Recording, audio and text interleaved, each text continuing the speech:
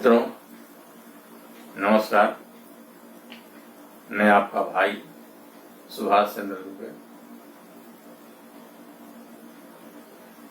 मित्रों, आजकल अगर आप सोशल मीडिया पे देखें, फेसबुक पे देखें, व्हाट्सएप पे देखें, तो आजकल SC/ST कानून की बड़ी चर्चा हो रही है। हमारे देश में, हमारे संविधान में देश की जनता को जातियों के आधार पर बांटा गया है। पहला यह है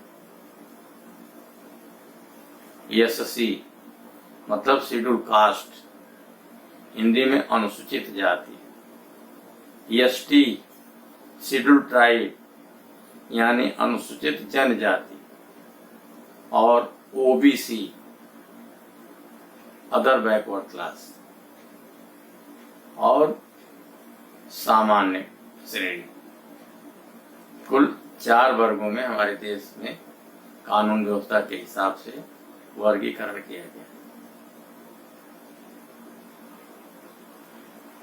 एक कानून बना था कि SC/ST के लोगों को जब से देश में 26 जनवरी 1950 को भारत का संविधान लागू हुआ, उसमें तय किया गया था कि जो SC/ST के लोग हैं, माने अनुसूचित जाति और अनुसूचित जनजाति के जो लोग हैं और अदर बैकवर्ड क्लास के लोग, OBC के लोग हैं, इनको जाति के आधार पे नौकरियों में आरक्षण दिया गया। और ये संविधान 26 जनवरी 1950 से 25 जनवरी 1960 तक के लिए था, मतलब केवल 10 वर्षों के लिए था।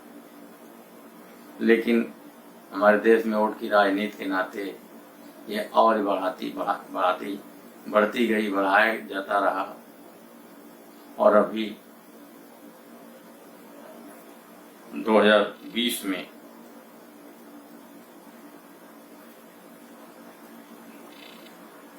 दस 12/2019 को भारतीय संसद के द्वारा 10 साल के लिए आरक्षण लागू कर दिया गया। अच्छा किया गया, गलत किया गया, निर्णय निश्चित है कि संविधान की मूल धारणाओं के खिलाफ जो 26 जनवरी 1950 से 19 जनवरी 1960 तक जो आरक्षण 10 साल के लिए लागू हुआ था नौकरियों में, अन्य सुविधाओं में, वो आज 2020 को दोबारा 2030 तक के लिए बढ़ा दिया गया है।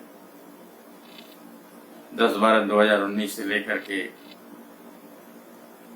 9/12/2029 तक के लिए बढ़ा दिया गया है। और समाज में तमाम तरह की दिक्कतें आ रही हैं। वो तो रहा आरक्षण का मामला। बीच बीच में तमाम राज्य सरकारों ने ये कानून बनाया कि अगर कोई सवर्ण व्यक्ति,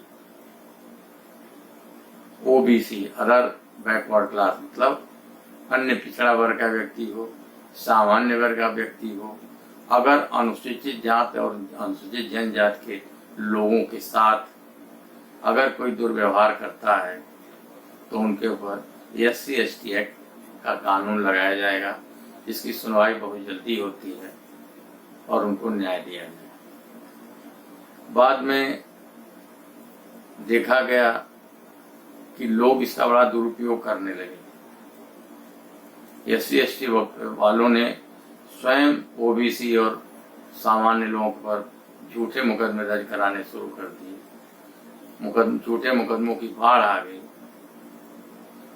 उसके बाद कई राज्य सरकारों ने इस पे कानून बनाया कि SC/ST एक्ट में जो SC/ST के लोग, OBC और सामान्य वर्ग के लोगों के ऊपर मुकदमा दर्ज करवाते हैं, उसकी समीक्षा की जाएगी, फिर कानूनी कार्रवाई की जाएगी।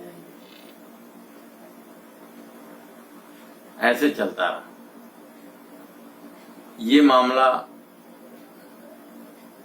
किसी राज्य सरकारों ने तो कह दिया ठीक है जांच की जाएगी, उसके बाद किया जाएगा। कुछ राज्य सरकारों ने SC ST के लोगों ने आरोप लगाया और उनके ऊपर मुकदमा हो जाता था। कुछ बुद्धिजीवी लोगों ने, शांतिप्रिय लोगों ने ये मामला सुप्रीम कोर्ट के पास उठाया। तो ये तो गलत बात है। अगर कोई आरोप लगाए और उस आरोप की जांच न की जाए और उसके ऊपर SC ST एक्ट के अंतर्गत मुकदमा दर्ज कर दिया जाए, उसकी गिरफ्तारी की जाए, ये उचित नहीं। और सुप्रीम कोर्ट ने इस बात को माना कि ऐसा है, अगर कोई SC ST का व्यक्ति OBC या सामान्य वर्ग के ऊपर SC ST के अंतर्गत आने वाले जो आरोप हैं उसके अंतर्गत अगर कोई आरोप लगाता है तो उसकी जांच की जाए, फिर कानूनी कार्रवाई की जाए। जिसका परिणाम ये हुआ, तथाकथित SC ST के लोग पूरे देश में बहुत जबरदस्त हंगामा किया। उन लोगों ने बहुत जबरदस्त हंगामा किया, बड़ा तोड़ फोड़ हुई, देश में तमाम लोग मारे गए। और केंद्र की सरकार को ऐसा लगा कि ये तो वोट बैंक जो है तमाम विपक्ष के लोग लेके चले जाएंगे, और भारतीय जनता पार्टी की सरकार ने अपने बहुमत का फायदा उठा करके लोकसभा में ये कानून पास किया कि SC ST के लोग अगर कोई आरोप लगाते हैं तो आरोप की जांच बाद में की जाएगी, आरोपित व्यक्ति को पहले गिरफ्तार किया जाएगा। और ये इस तरह का कानून 9 अगस्त 2018 को संसद में संशोधित कर दिया गया। जब किया गया, तमाम तरह के आरोप लगाए। कई महिलाओं ने मध्य प्रदेश के मुख्यमंत्री शिवराज सिंह चौहान पे आरोप लगाए। ऐसे बहुत सारी घटनाएं घटी। क्या हुआ, कैसे हुआ, बड़ेनों का मामला था, दूसरे राज्य का मामला था, सब लोग नहीं जान पाए। लेकिन इसकी एक वानगी आपको मैं बताना चाहता हूं। गोरखपुर में 3 बार के लगातार भारतीय जनता पार्टी के टिकट पर जीतने वाले सांसद ने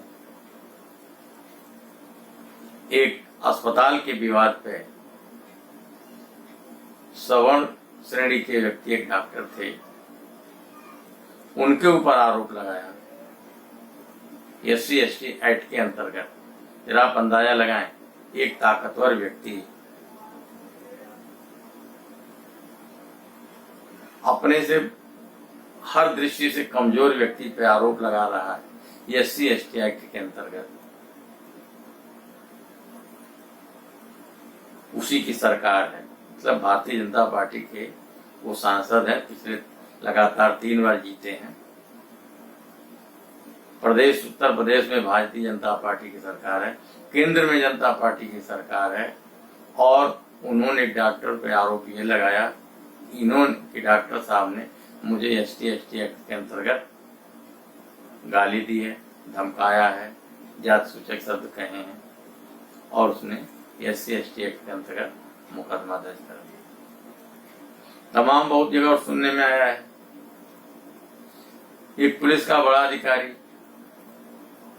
अपने छोटे अधिकारी पे कह रहा है, एक उदाहरण ले लीजिए कि एक SP ये कहे कि साहब फला सिपाही ने हमें SC ST एक्ट के अंतर्गत जात सूचक गालियां दी हैं या मेरे साथ दुर्व्यवहार किया है। क्या ये बात समझ में आती है कि एक बड़ा अधिकारी अपने छोटे अधिकारी के ऊपर जब कोई आरोप नहीं लग रहा हो तो बिना आधार SC ST का मुकदमा दर्ज करवा देता है? और इसकी चर्चा पूरे देश में चल रही है। जो हमारे सवर्ण भाई लोग, सवर्ण समाज के लोग आजकल बड़ा व्यथित हैं, पीड़ित हैं।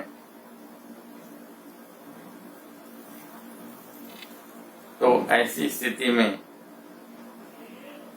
इन्हीं लोगों ने, इन्हीं सवर्ण समाज के लोगों ने जब 9 अगस्त 2018 को संसद में ST/ST एक्ट के अंतर्गत ST/ST का संशोधन किया गया, तो उस वक्त किसी सवर्ण ने कोई आवाज नहीं उठाई, बल्कि सुप्रीम कोर्ट ने कहा था कि बिना जांच की गिरफ्तारी नहीं होगी। इसके खिलाफ तमाम दलितों ने, तमाम ST/ST समर्थक लोगों ने आंदोलन किया, बड़ा नुकसान हुआ। लेकिन जब सुप्रीम कोर्ट ने कह दिया, क्या नाम है, संसद से पास हो गया कि नहीं, बिना किसी जांच के ST/ST एक्ट के अंतर्गत गिरफ्तारी पहले की जाएगी, इंक्वायरी बाद में की जाएगी, किसी भी सवर्ण ने विरोध नहीं किया। और यह कानून, काला कानून मैं कहूँगा, इसको पास करने वाली भारतीय जनता पार्टी को लोगों ने 2019 में प्रचंड बहुमत दिया। ये विरोधाभासी बातें हैं कि जब आपने देखा कि आपके अगेंस्ट का मतलब यह है कि ST/ST का मुकदमा तो या तो OBC पे लगेगा या सवर्ण पे लगेगा। SC/ST का मुकदमा SC/ST के ऊपर तो लगेगा नहीं। ऐसे कानून, काले कानून पास करने के बाद किसी सवर्ण भाई और OBC की आंख नहीं खुली।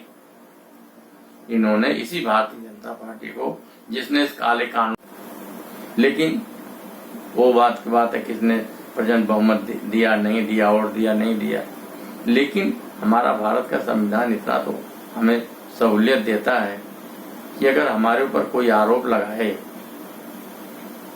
तो उस आरोप की जांच तो होनी चाहिए। बिना जांच के सीधे गिरफ्तारी कर ली जाए,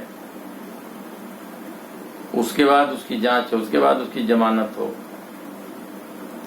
ये कतई भारतीय संविधान के धाराओं के अनुरूप नहीं है। इसलिए मेरा मानना है कि भारत सरकार को वोट की राजनीति नहीं करनी चाहिए। वोट की राजनीति चुनाव तक तो सीमित है, लेकिन जब सरकार जीत जाए, सत्ता में आ जाए, तो सरकार को जात के आधार पर, धर्म के आधार पर, क्षेत्र के आधार पर ऐसी कोई कार्रवाई नहीं करनी चाहिए जिससे किसी की मनोभावनाओं को चोट पहुंचे। इसलिए आप लोगों से पुनः निवेदन करूंगा कि आप जो SC/ST का संशोधित कानून है, जिसे अभी अभी तत्काल माननीय राष्ट्रपति महोदय ने अपने हस्ताक्षर करके कानून का रूप दे दिया है, इसको अपने स्तर से जितना हो सके आप लोग आवाज उठाएं। यकीनन काला कानून है, किसी के हित में नहीं है। कुछ हमारे SC/ST के भाई किसी के बहकावे में आकर के किसी OBC या किसी सामान्य के ऊपर मुकदमा भले दर्ज करा दें, लेकिन उन्हें क्या मिलेगा? समाज में रहना है। हाँ, अगर किसी ने आपको सताया है, परेशान किया है, तो आप उनके खिलाफ आवाज उठानी चाहिए, कोई बात नहीं। लेकिन किसी के उकसाने पर, किसी से बदला लेने की नीयत से मैं चाहूंगा कि कोई SC/ST का भाई इस काले कानून का सहारा न ले। उसके भी हित में है, समाज के हित में है, तो शांति से रहेंगे लोग। इसलिए मेरा निवेदन है कि आप लोग इस SC/ST एक्ट का जो काला कानून है उसका विरोध करें और एक समाज में एक नई चेतना पैदा करें।